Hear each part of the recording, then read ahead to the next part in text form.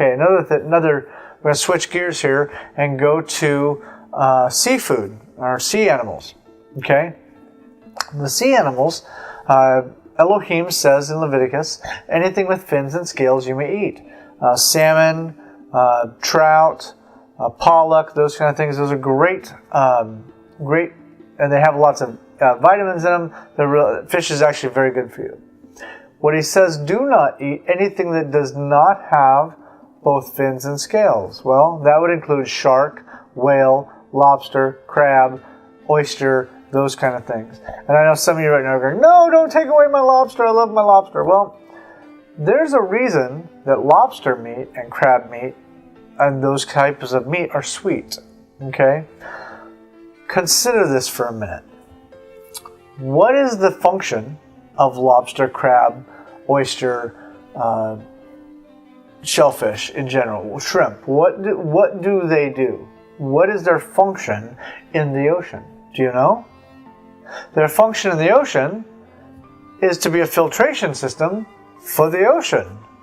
Now, then we're taking and eating. It's like taking the filtration system off your fish tank and just devouring it. In essence, and I don't mean for that to be graphic, but that's in essence what we're doing.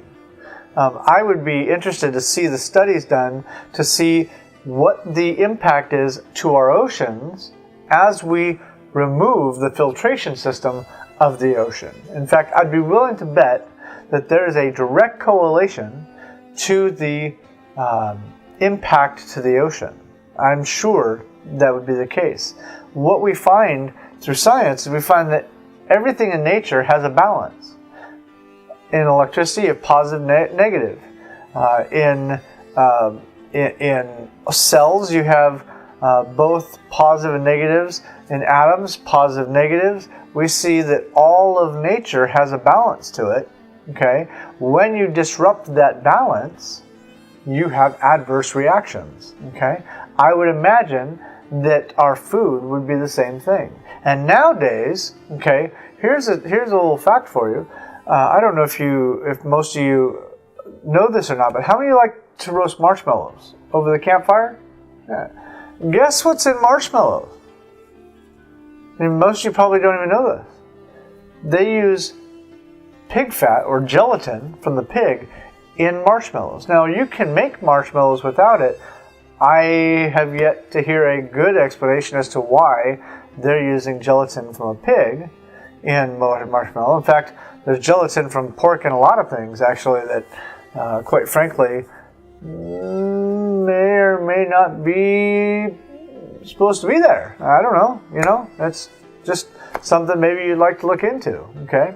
So anyway, that having been said, let's look at those animals. Let's have a discussion in the discussion board about clean versus unclean.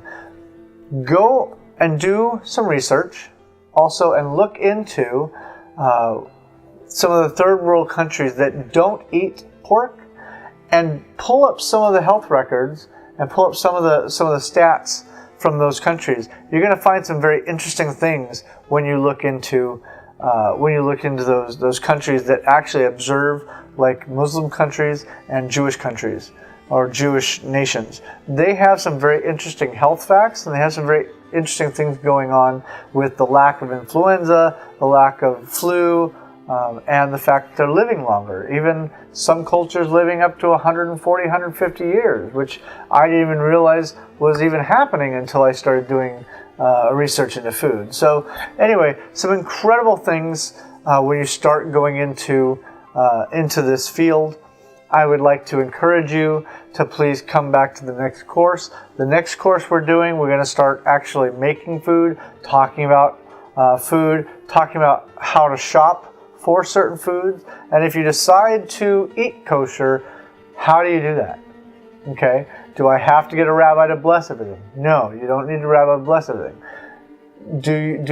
But there are certain things that you need to observe and see that are not in food, because living a kosher life means that I also eat things that chemicals, how many of you want to take in the chemicals in your body? I don't. So anyway, there's a lot of different things that we can talk about. We'll talk about them more as we go through this course. Thank you for taking this course. I look forward to seeing you next time.